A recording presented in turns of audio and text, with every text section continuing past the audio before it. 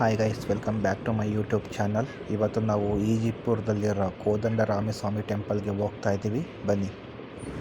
ಇದು K R ಪುರಮಿಂದ ಸುಮಾರು 20 kilometre ದೂರದಲ್ಲಿದೆ. ಇದು ಇತ್ತೀಚಿನ ದಿನಗಳಲ್ಲಿ ಇನ್ಸ್ಟಾಗ್ರಾಮಲ್ಲಿ ಸಖತ್ ವೈರಲ್ ಆಗಿರೋದ್ರಿಂದ ನಾವು ಸಹ ನೋಡಬೇಕು ಅನ್ನಿಸ್ತು. ಸೊ ಹಾಗಾಗಿ ನಾವು ಈ ಟೆಂಪಲ್ಗೆ ಬಂದಿದ್ದೀವಿ.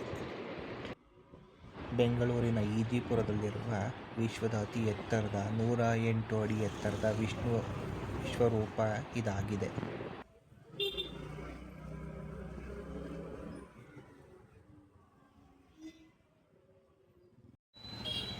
ನೀವಿವಾಗ ನೋಡ್ತಾ ಇರ್ಬೋದು, ಇದು ಈ ದೇವಾಲಯದ ಮುಖ್ಯ ದ್ವಾರ ಆಗಿದೆ.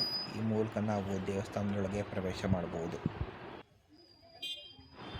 ಈ ದ್ವಾರದ ಮೂಲಕ ನೋಡ್ಬೋದು, ಸಾಕಷ್ಟು ಜನ ದೇವ್ರ ದರ್ಶನ ಪಡ್ಕೊಂಡು ವಾಪಸ್ ಬರ್ತಾ ಇರೋದು ನಾವು ನೋಡ್ಬೋದು.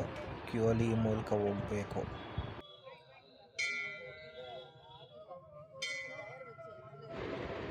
ಈ ವಿಡಿಯೋ ಮೂಲಕ ನೀವು ಒಳ ಆವರಣದ ಸುತ್ತಮುತ್ತ ದೇವಾಲಯವನ್ನು ವೀಕ್ಷಿಸಬಹುದು.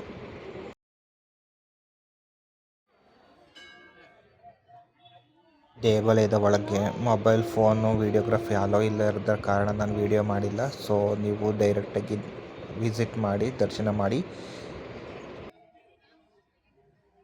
ಇವಾಗ ನೀವೇನು ನೋಡ್ತಿದ್ದೀರ, ಇದೆ 108 ಅಡಿ ಎತ್ತರದ ವಿಷ್ಣು ಪ್ರತಿಮೆ. ಅಲ್ಲದೆ ಈ ವಿಷ್ಣು ಪ್ರತಿಮೆಯನ್ನು ಕೆತ್ತನೆ ಮಾಡಲು ತಿರುವಣ್ಣಾಮಲೈನ ಕೊರೆಕೊಟ್ಟೆ ಗ್ರಾಮದ ಬೆಟ್ಟದಲ್ಲಿರುವ ಕಲ್ಲನ್ನು ತರಲಾಗಿದೆ. ಅಲ್ಲದೆ ಈ ಬಂಡೆಯನ್ನು 2019ರಲ್ಲಿ ಸುಮಾರು 240 ಟನ್ ತೂಕದ ಬೃಹತ್ ಲಾರಿಯಲ್ಲಿ ಬೆಂಗಳೂರಿಗೆ ಸಾಗಿಸಲಾಗಿದೆ.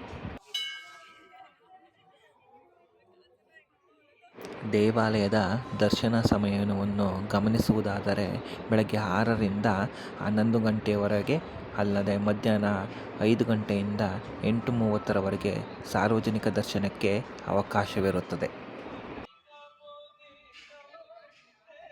100 ಅಡಿ ಎತ್ತರದ ವಿಷ್ಣು ಪ್ರತಿಮೆಯ ಬಳಿ ಹೋಗಲು 100 ರೂಪಾಯಿಗಳನ್ನು ಪಡೆಯುತ್ತಾರೆ. ಇದರಿಂದ ಸಾಕಷ್ಟು ಹತ್ತಿರದಿಂದ ಸಹ ವಿಷ್ಣು ಪ್ರತಿಮೆಯನ್ನು ದರ್ಶನ ಪಡೆಯಬಹುದಾಗಿದೆ. ದರ್ಶನದ ನಂತರ ದೇವಾಲಯದ ಹಿಂದೆಯೇ ಪ್ರಸಾದ ವಿನಿಯೋಗವನ್ನು ಸಹ ಮಾಡುತ್ತಾರೆ.